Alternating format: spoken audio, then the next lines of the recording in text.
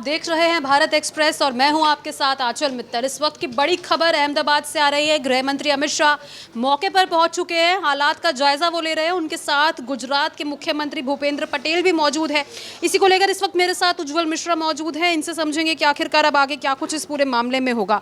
तो गृह मंत्री अमित शाह वहाँ पर पहुँच चुके हैं, उनके साथ मुख्यमंत्री भी वहाँ पर मौजूद है, उड्डयन मंत्री भी वहाँ पर है।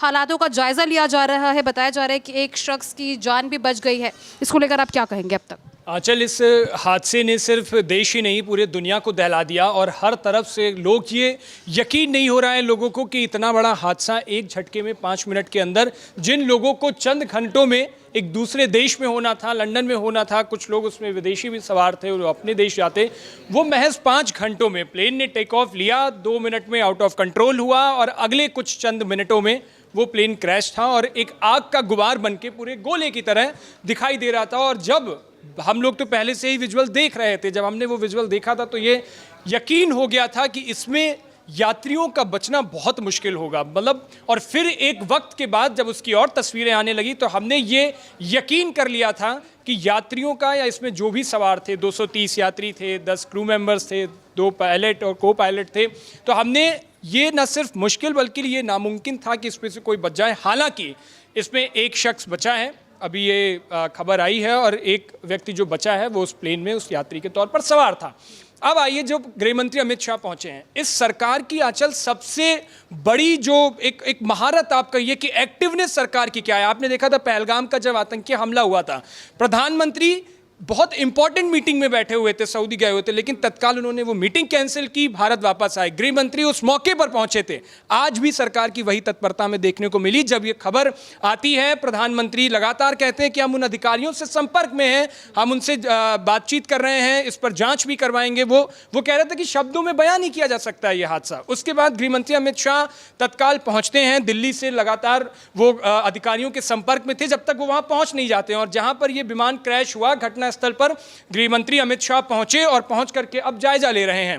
आप देखिए, जब कभी भी इस तरह की बड़ी घटनाएं होती हैं, पीड़ितों को क्या चाहिए होता है, परिजनों को क्या चाहिए होता है कि हुकूमत का एक कंधा मिल जाए और उस कंधे पर वो विश्वास कर पाएं, वो यकीन कर पाएं कि हाँ, इसमें जो कुछ भी हुआ होगा उसकी जांच सरकार करवाएगी, जिम्मेदार लोग करवाएंगे।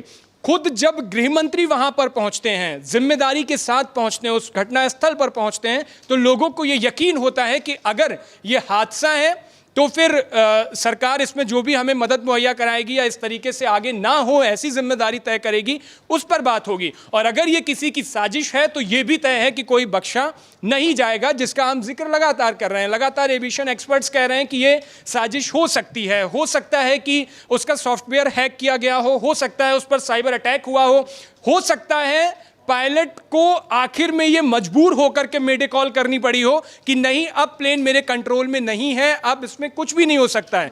महज 2 मिनट के अंदर टेक ऑफ जब प्लेन लेता है, सबसे ज़रूरी आंचल होता है प्लेन को टेक ऑफ, जब प्लेन उड़ता है, हवा में पहुंचता है, उससे चंद मिनट जो ये टेक ऑफ के होते हैं ना, ये बहुत इंपॉर्टेंट होते हैं और इसमें पायलट पूरी मुस्तैदी के साथ रहता है, कोई भी एक चूक ना होनी पाए। तो उसके बाद ये चूक कैसे हुई, उसके बाद जो सबसे बड़ी बात आ रही है कि ब्लैक बॉक्स मिलने की, जब तक वो नहीं मिलेगा इसकी पूरी तरीके से जांच सामने नहीं आ सकती है कि हुआ क्या था उस वक्त, और उस वक्त हुआ क्या था ये पता लगेगा ब्लैक बॉक्स से कि पायलट और को पायलट की क्या बातचीत हुई थी, दोनों के बीच में क्या कन्वर्सेशन हुई थी, रडार ऑफिस से क्या बात की गई थी, उसमें संपर्क टूटा कब है, एग्जैक्ट क्या लास्ट वर्डिंग सी, क्या बात हुई थी लास्ट में, ये सारी चीज़ों को लेकर के फिर जांच होती है। और जिस तरीके से अभी जो बयान आया है, बर्ड हिट एक सबसे बड़ी वजह बताई जा रही है, तो इससे भी इनकार नहीं किया जा सकता है आंचल, क्योंकि आपने देखा कई देश में ही नहीं दुनिया में कई ऐसे प्लेन क्रैश के मामले, विमान हादसे के मामले ऐसे सामने आए हैं जो बर्ड हिटिंग की वजह से हुआ और वो भी इतने खतरनाक थे कि तुरंत प्लेन आग का गुबार बन जाता है। अच्छा, एक ज़रूरी चीज़ इसमें और क्या थी, इंटरनेशनल फ्लाइट्स के साथ एक हम कहते हैं ना कि विमान एक उड़ता हुआ बम होता है। क्यों कहते हैं इंटरनेशनल फ्लाइट्स के लिए, तो खास तौर पर फ्यूल टैंक फुल होता है उसमें, और जब प्लेन्स टेक ऑफ ले ही रहा था, यानी फ्यूल कैपेसिटी पूरी फुल थी, फ्यूल टैंक पूरा फुल था, तो वो अपने आप में पूरा आग का गोला था, बम था वो। और इसीलिए आपने देखा जैसे ही वो क्रैश होता है, वो उस बिल्डिंग से टकराता है, चंद मिनटों में पूरा आग का गोला बनता है और उसके बाद धुआं धुआं आपको आसमान में दिखाई देता है। हालांकि एक अच्छी चीज़ ये है कि एयर इंडिया की तरफ से खुद सामने आया, एयर इंडिया की तरफ से बयान सामने आए। एयर इंडिया ने ये भी कहा है कि हम सभी जो पीड़ितों का इलाज करवाएंगे और जो भी इसमें मृतक होंगे उनको 1-1 करोड़ रुपए के मुआवजे की राशि का ऐलान भी एयर इंडिया की तरफ से किया गया है। जो बिल्डिंग थी, जो हॉस्टल की बिल्डिंग थी जिसमें डॉक्टर्स की कैंटीन थी और वो खाना खाने लंच करने पहुंचे थे, वहाँ पे उस कैंटीन जो भी बिल्डिंग जर्जर हुई है उसका निर्माण भी एयर इंडिया की तरफ से कराया जाएगा। ये भी एयर इंडिया के सीईओ का पहला आधिकारिक बयान आया है। इस पूरी घटना के बाद से एयर इंडिया ने ये ऐलान किया है। टाटा ग्रुप की ओर से भी आया है, क्योंकि जो एयर इंडिया है एयरलाइन वो टाटा ग्रुप के पास है, तो टाटा ग्रुप ने मुआवजे का ऐलान किया है। उन्होंने भी कहा है कि हम पीड़ित परिवारों के साथ खड़े हैं और लगभग हर तरीके से मदद मुहैया कराई जा रही है। सेना की टीम वहाँ मौजूद ही है। एनडीआरएफ लगातार जब से घटना हुई है उसके बाद से एक्टिव है और रेस्क्यू ऑपरेशन लगातार वहाँ पर किया जा रहा है। सीपी का जब आप बयान सुनोगे अहमदाबाद के, तो उन्होंने भी कहा है कि 80 से 90% हमने वहाँ पर क्लियरेंस दे दी, मतलब वहाँ पर हमने साफ करा दिया जो भी प्लेन का मलबा और सारी चीज़ें गिरी हुई थी। टेक ऑफ के तुरंत बाद चूंकि क्रैश हुआ था, तो आनन फानन में किसी को भी ये अंदाज़ा नहीं था कि इतनी बड़ी कैजुअलिटी हो जाएगी।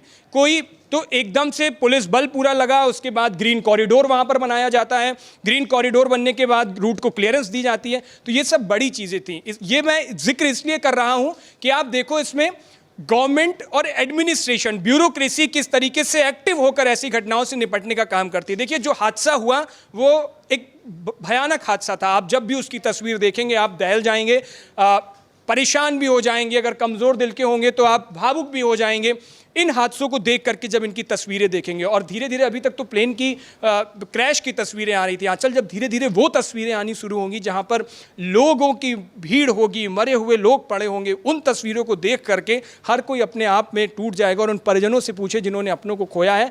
तो इस पूरी घटना को लेकर के जब गृह मंत्री खुद पहुंचे तो आप ये यकीन मानिए, ये उम्मीद मानिए कि इसमें जो भी जाँच होगी, सरकार बहुत दिन तक टलने वाला काम इसमें करेगी नहीं। इसमें एक्टिव होकर के वहाँ के मुख्यमंत्री खुद साथ हैं, भूपेंद्र पटेल, गृह मंत्री अमित शाह वहाँ पर मौजूद हैं। और जो कुछ भी होगा मुझे लगता है बहुत आनंद फानन में एक्टिव होकर के चीज़ें होंगी और उस ब्लैक बॉक्स को ढूंढने की कोशिश की जाएगी, क्योंकि सारा जो कुछ निकलेगा आंचल वो उसी ब्लैक बॉक्स से निकलेगा। तो बड़ा हादसा आज देश भर में हुआ है और ब्लैक बॉक्स का इंतजार है कि आखिरकार उसमें क्या कुछ नया देखने को मिलेगा, कारण पता चलेगा। हालांकि डीजीसीए भी पूरी जांच अभी मामले की कर रही है। गृह मंत्री अमित शाह मौके पर मौजूद है, जिससे उनकी तत्परता भी नजर आ रही है। अब देखना ये होगा कि इस मामले में सामने और क्या कुछ एंगल्स निकल कर आते हैं, क्या ये साजिश है या फिर एक हादसा है, ये भी ब्लैक बॉक्स मिलने के बाद ही खुलासा होगा। इस पूरी घटना को लेकर आपकी क्या राय है, कॉमेंट बॉक्स में ज़रूर शेयर करें।